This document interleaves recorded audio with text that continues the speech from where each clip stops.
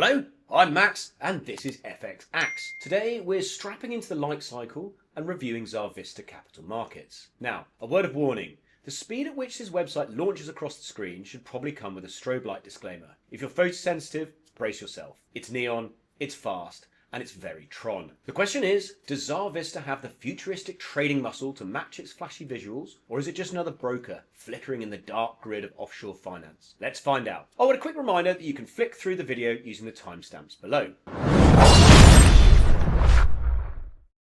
So first of all, as ever, let's look at safety and deposits and withdrawals. Zarvista is licensed under Mauritius FSC and Comoros MISA. Now, while that looks tidy on paper, these are what we class as offshore regulators. They don't provide the same level of investor protection you'd get with Tier 1 authorities like FCA, ASIC or SISEC. On the plus side, Zarvista does implement some safeguards, segregated accounts, negative balance protection and encryption. But let's be clear, that's more like carrying a glow stick into the gladiator arena. Nice to have, but don't rely on it. Not sure that metaphor works. The sign-up process looks smooth at first. A simple form, upload your ID, proof of address, and you're in. Zarvista uses some sub for verification, which is normally excellent. But in testing, I ran into issues. My documents were declined, and there was no option to re-upload. I tried live chat for help, and I got no response. That's not what you want when you're just trying to get started. The portal itself is clunky. Buttons don't always work, and navigation feels like you're coding your way through an 80s arcade console. Funding options include cards, bank transfers, e-wallets, and crypto.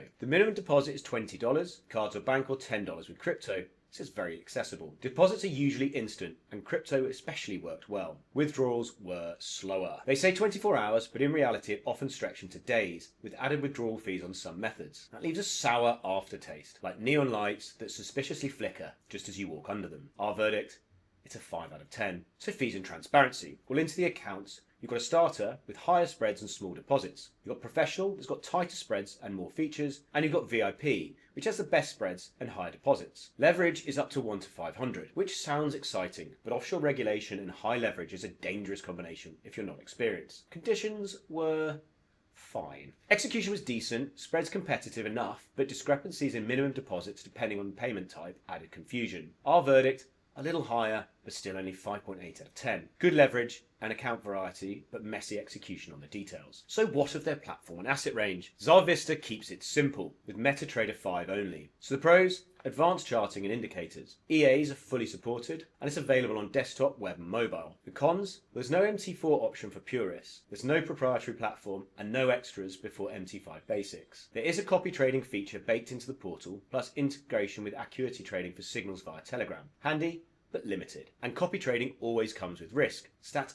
aren't always as shiny as they look. So our verdict? It snuck into the sixes at 6.5. MT5 is solid, but the lack of variety is noticeable. Customer service. Well, we know where this is going, and unfortunately this is where Zarvista falls down hard. They advertise support through live chat, email, WhatsApp, and Facebook Messenger, which sounds great. In practice, the live chat was patchy and often dead. Responses could be slow or half complete. Email eventually did work better, but hardly what you call efficient. If you're going to present yourself with a Tron speed website, your support shouldn't move like dial-up internet. Our verdict? It's a 4 out of 10. Too inconsistent to rely on, and that is dangerous in trading. So the USPs. Well, they've got flexible leverage up to 1 to 500. They've got copy trading and Acuity integration, and they've got crypto deposits from just $10.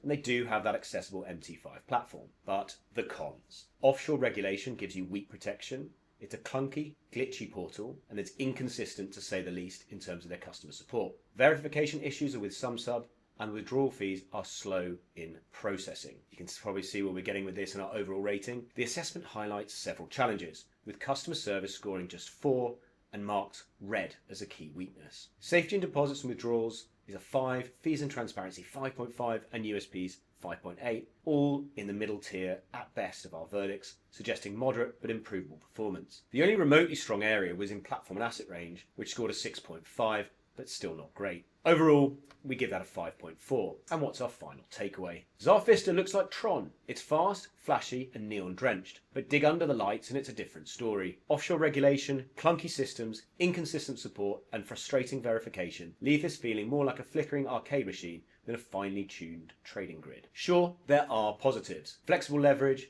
MT5, crypto deposits, and a copy trading add-on. But stacked against the negatives, this broker sits firmly in the proceed with caution camp. If you want a safe, polished and trustworthy broker, Zarvista isn't it. If you want a flashy entry point with some features, just make sure you manage your risk, double check those withdrawal terms, and keep your expectations grounded. So that's our cut on Zarvista. Found it useful? Then light up that like button, subscribe, and let us know which broker you want us to review next. From FX Axe, I'm Max. See you next time at the sharp end.